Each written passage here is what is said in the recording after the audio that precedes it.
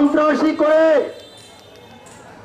যারা জোর করে জমি দখল করে, যারা ইয়াবা ব্যবসা করে, তারা আপনাকেও সুযোগ পেলে ছাড়বে না। কাজে আমি অনুরোধ করব, সময় হয়েছে প্রতিবাদ করার।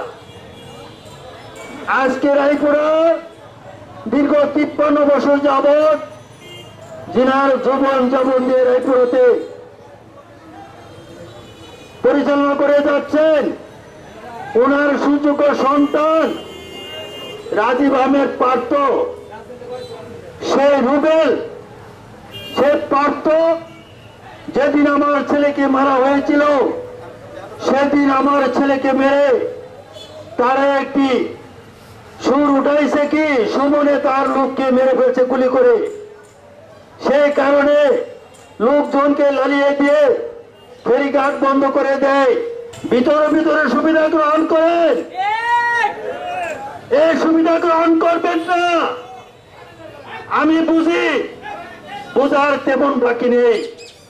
কাজে আমার ছেলে একজন সুশিক্ষায় শিক্ষিত ছিলেন, মাস্টার্স LLB তার শিক্ষাগত যোগ্যতা ছিলেন। তাকে আমি 2011 সালে বিবাহ করাইছি, কিন্তু তার গর্ভের কোনো সন্তান আসেনি। দীর্ঘ 14 বছর পরে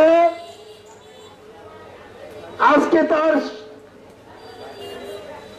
পরিবারের গর্ভে সন্তান এসছে।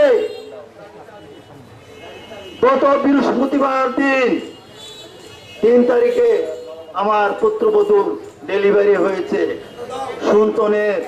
সুমনের 2টি মেয়ে জন্ম নিয়েছেন।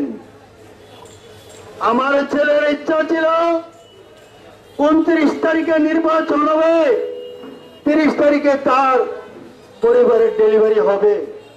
সেই নির্বাচনে জিতে তার সন্তানের মুখ দেখবেন। এটা অবাক সহ্য করেন নাই। আমার ছেলের মৃত্যু হয়েছে সন্ত্রাসীদের হাতে, তার 2টি বাচ্চা হয়েছে, তারা এখন এতিম হয়ে গেছে।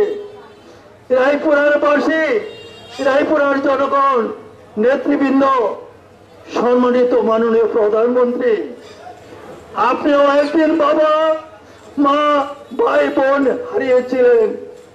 আপনি দীর্ঘদিন পরে আপনার বাবা মার বিচার করেছেন।